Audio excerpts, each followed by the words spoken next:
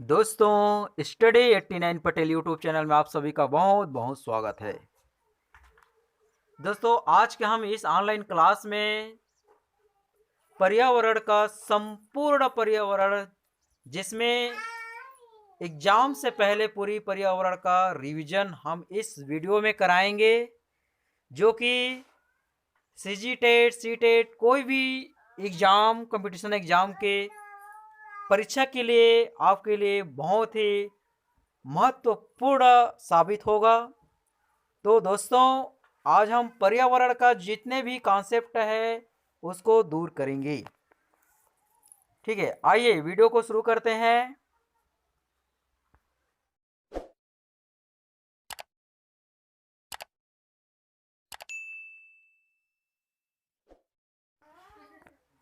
पर्यावरण का अर्थ। पर्यावरण शब्द हिंदी के दो शब्द परि तथा आवरण से मिलकर बना है। परि का अर्थ होता है चारों तरफ तथा आवरण का अर्थ होता है घेरा। इस प्रकार से पर्यावरण का अर्थ है चारों तरफ से घेरना। तो दोस्तों, यहाँ पे जो पर्यावरण है, जो हमारे चारों तरफ से घेरा हुआ है, उसे पर्यावरण कहते हैं।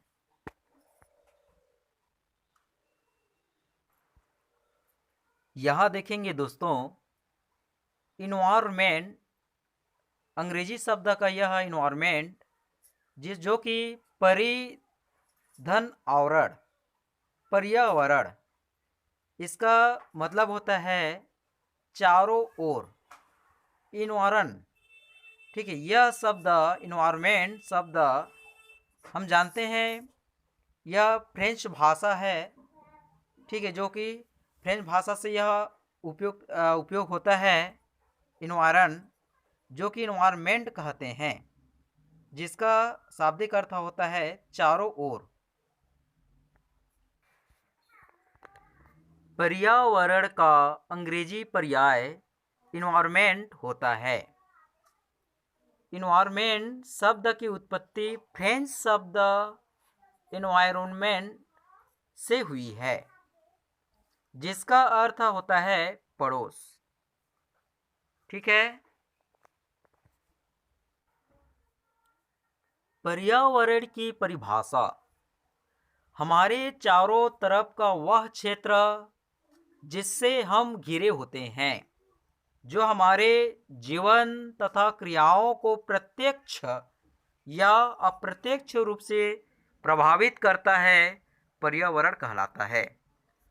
इसके पहले दोस्तों हम लोग बता चुके हैं कि परिधन आवरण जो हमारे चारों ओर घिरा हुआ हो वो पर्यावरण कहलाता है। पर यहाँ पे देखिए, जीवन तथा क्रियाओं को प्रत्यक्ष अप्रत्यक्ष रूप से प्रभावित करता है, वह पर्यावरण कहलाता है। दोनों सेम है। पर्यावरण के घटक, इसके दो घटक होते हैं, जैविक घटक, अजैविक घटक। तो दोस्तों, जैविक घटक में जितने भी जीव जंतु है, पेड़ पौधे, पशु, है ना, पशु पक्षी, ये सब आते हैं।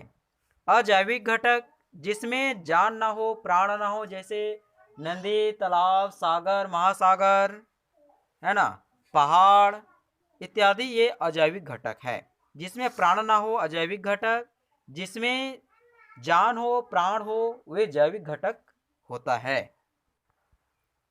पर्यावरण के घटक देखिए, जैविक घटक जिसमें जीव हो, जिसमें जान होती है।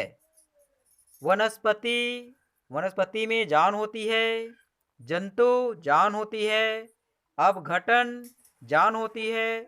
पशु, जान होती है। दोस्तों, अपघटन, अपघटन में किसे कहते हैं अपघटन?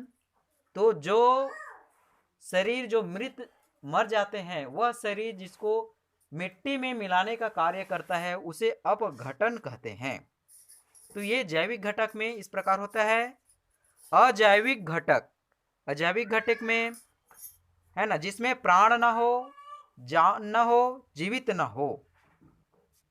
जैसे महाद्वीप, महासागर। महाद्वीप में आपका पहाड़, मैदान, मरुस्थल।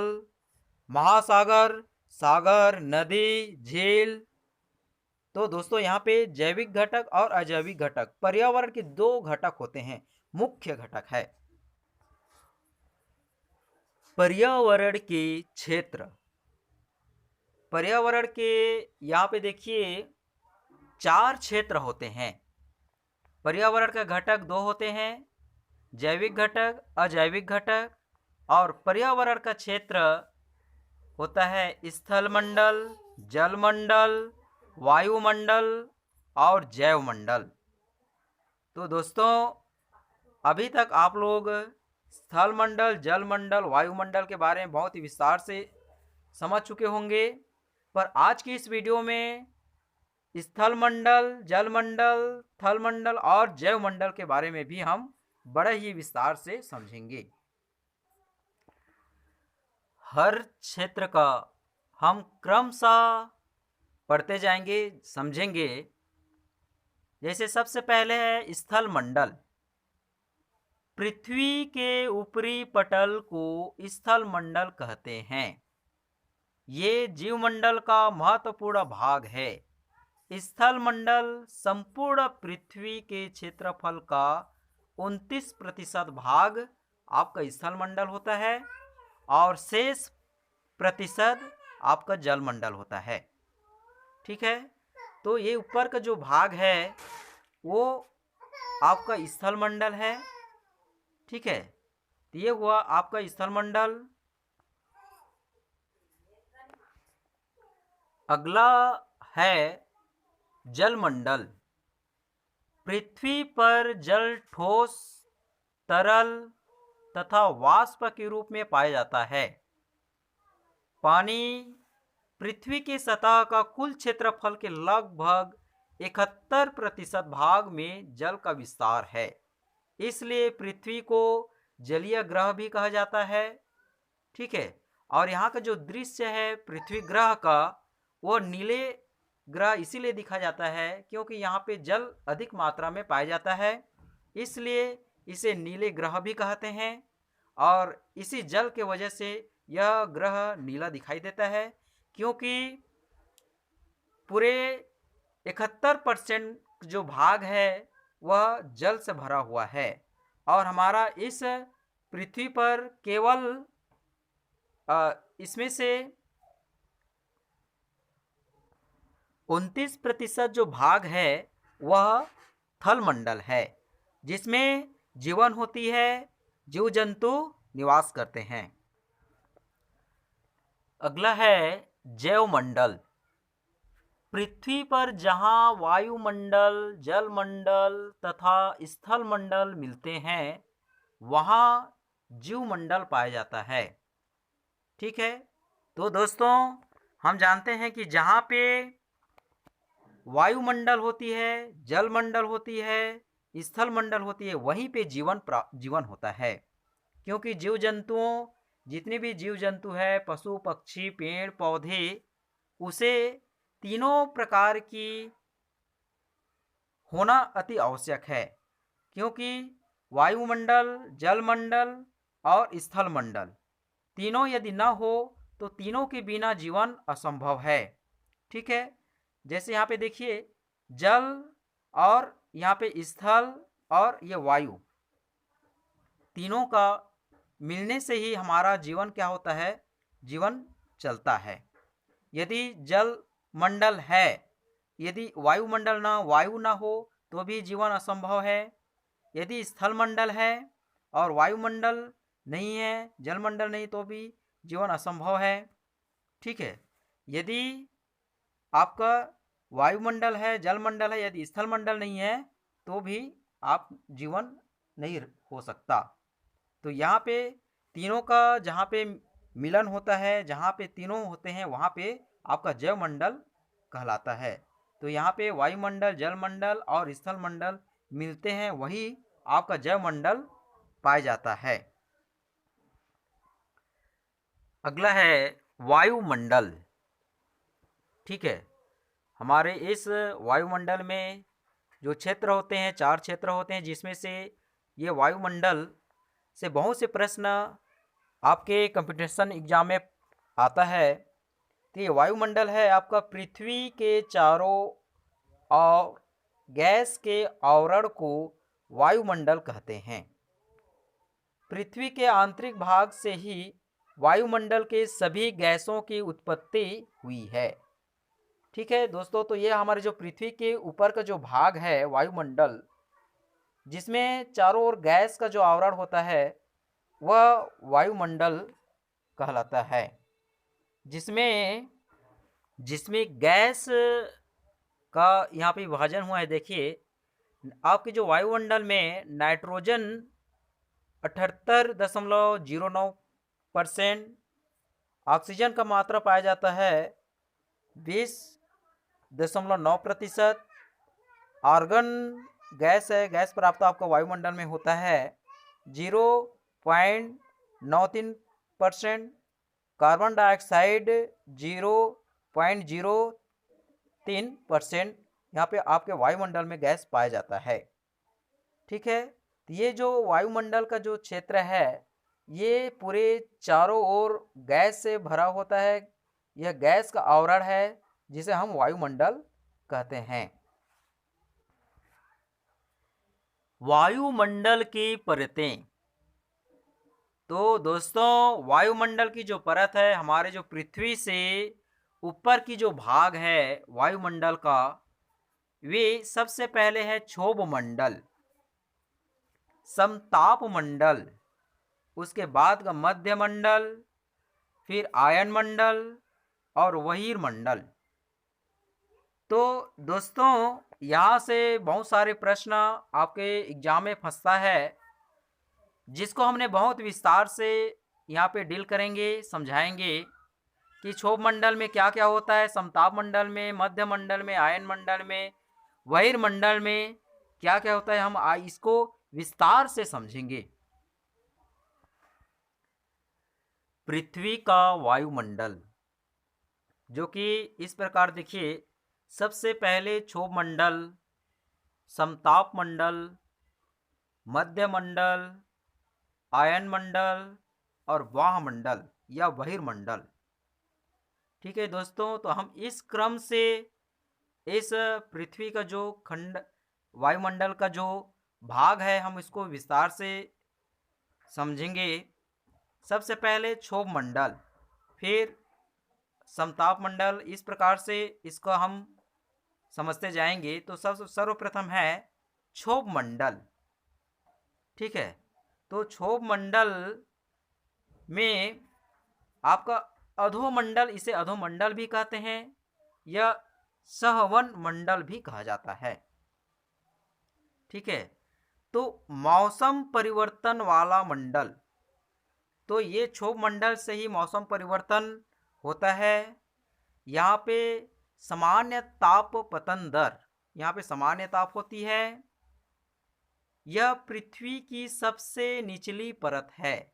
वायुमंडल का जो सबसे निचली परत यही है क्षोभ मंडल। तो इसका जो पृथ्वी से धरातल से इसकी ऊंचाई होता है लगभग 18 किलोमीटर तक। तो 18 किलोमीटर तक की यह जो ऊंचाई से जो है ये क्षोभ मंडल कहलाता है। और यहीं से ही क्या होता है, बादल, आंधी एवं वर्षा का कारण यहीं से होता है। जो बादल होना, आंधी आना है ना, यह वर्षा होना, ये क्षोभ मंडल में ही यह क्रियान्वयन होता है। ठीक है दोस्तों, यह हुआ क्षोभ मंडल। ठीक है, अगला समताप मंडल। पृथ्वी की सतह से 18 से 50 किलोमीटर की ऊंचाई पर यह समताप मंडल आपको मिलेगा, जिसमें मौसम संबंधी घटनाएं नहीं होती है। यहाँ पे देखिए, यहाँ पे मौसम ये नहीं होता है, केवल क्षोभ मंडल में ही आपका मौसम संबंधी जैसे बादल आना है ना, वर्षा होना, हवा चलना, आंधी तूफान आना, ये क्षोभ मंडल में ही होता है। यहाँ पे समताप मंडल में इस प्रकार का कार्य नहीं होता। मौसम संबंधित जितने भी घटनाएं वह यहाँ पे समताप मंडल में नहीं होता है। वायुयान उड़ाने की आदर्श दशा, तो यहाँ पे यहीं पे आपका जो है वायुयान उड़ाया जाता है। ठीक है, यहाँ ओजोन गैस की परत पाई जाती है, जो कि दोस्तों ओजोन गैस एक ऐसा गैस है जो कि पृथ्वी पर, धरती पर रहने वाले जीव जंतुओं, मानव पर अधिक घातक होती है। तो यही से होता है, समताप मंडल में ओजोन गैस पाया जाता है। ठीक है, इससे संबंधित अनेक प्रश्न कंप्यूटर एग्जाम में आता है, जो कि हम अलग से इसका ओजोन गैस का अलग से इसका वीडियो बनाएंगे। तो इसका भी हम समताप मंडल में पाए जाने वाले जो यहाँ पे होने वाले जो घटनाएं हैं, क्रियाएं हैं, आज यहाँ पे हम लोग देखेंगे। तो अगला है आपका, यहाँ देखेंगे दोस्तों, जो ओजोन परत है, समताप मंडल, यहाँ के जो बीच का जो सफ़ेद यहाँ पे देख रहे हैं, ये ओजोन परत है, जो कि समताप मंडल से गुजरकर क्षोभ मंडल और क्षोभ मंडल से हमारे इस पृथ्वी तक पहुंचता है। तो इसका जो जाली है, रोकने का जो क्रिया है, वो समताप मंडल में ही होता है। ठीक है, तो ये समताप मंडल में ही ओजोन परत पाया जाता है, और इनसे होने वाले बहुत से रोग हम इसको अगले चैप्टर में बताएंगे।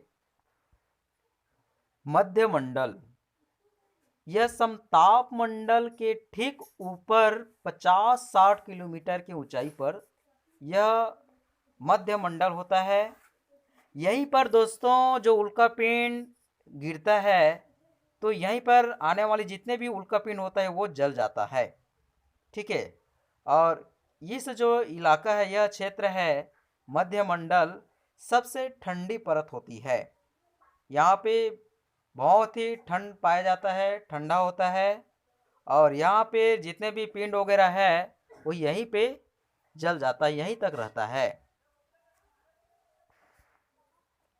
आयन मंडल, यह इसकी जो है ऊंचाई है 80 से 640 किलोमीटर तक इसकी जो आयन मंडल प्राप्त होता है, पाया जाता है। यहाँ पे दोस्तों आयन मंडल, संचार उपग्रह इसी मंडल में होते हैं। तो ये संचार जो उपग्रह होता है ना, जैसे आपका टेलीविज़न का है, रेडियो का है, मोबाइल का है, जितने भी संचार है, जो किरण होता है, वो यहीं से पाया जाता है। रेडियो तरंगे इस परत पर पाया जाता है। तो आयन मंडल ही ऐसा है जो हमारे जितने भी आज के युग में ऑनलाइन का जो साधन है, जिसका उपयोग हम यहीं से करते हैं। ठीक है दोस्तों, ये हुआ आयन मंडल। बहिर्मंडल, यह वायुमंडल की सबसे ऊपरी परत 640 किलोमीटर से ऊपर का जो भाग है वही मंडल होता है। यहाँ हल्की गैस जैसे हीलियम एवं हाइड्रोजन यहाँ पे पाया जाता है। ठीक है, ये हुआ बहिर्मंडल। ऊपर की ओर जाने पर यह तेजी के साथ घटता जाता है। ठीक है, यह जो है गैस है, वायु है, तो यह घटते जाता है। जितना भी आप ऊपर जाते जाएंगे तो यह आपका कम होते जाएगा। साथ ही पौधों की वृद्धि के लिए आवश्यक होता है यह बहिर्मंडल। ठीक है, तो यहाँ पे यह बहिर्मंडल जो कि 640 किलोमीटर के ऊपर में पाया जाता है। वायुमंडल पृथ्वी पर दबाव डालता है। वायु की सबसे पतली परत इसी बहिर्मंडल में पाया जाता है। ठीक है, यह ऑक्सीजन एवं नाइट्रोजन का बना है। नाइट्रोजन यहाँ पे देखिए 78%, ऑक्सीजन 21% तथा दूसरी गैस भी यहाँ पे प्राप्त होता है, जैसे कार्बन डाइऑक्साइड है, यहाँ पे इस बहिर्मंडल में पाया जाता है। जल वाष्प की मात्रा यहाँ 0 से 4% तक होती है। यहाँ पे बहुत कम मात्रा में जल वाष्प पाया जाता है। तो यह दोस्तों हमने क्षोभ मंडल, समताप मंडल, मध्य मंडल, ठीक है, जैवमंडल, वायुमंडल और बहिर्मंडल के बारे में हमने बहुत ही यहाँ पे विस्तार से बताने का प्रयास किए हैं। वायुमंडल की संरचना तथा परतों के नाम है ना, हमने यहाँ पे बहुत ही सरल तरीका से क्षोभ मंडल, समताप मंडल, मध्य मंडल, आयन मंडल और बहिर्मंडल, है ना। तो दोस्तों यह वीडियो आप लोग को बहुत अच्छे लगे होंगे, समझ भी आया होगा। तो आज का यह वीडियो यहीं तक। आप सभी को बहुत बहुत धन्यवाद।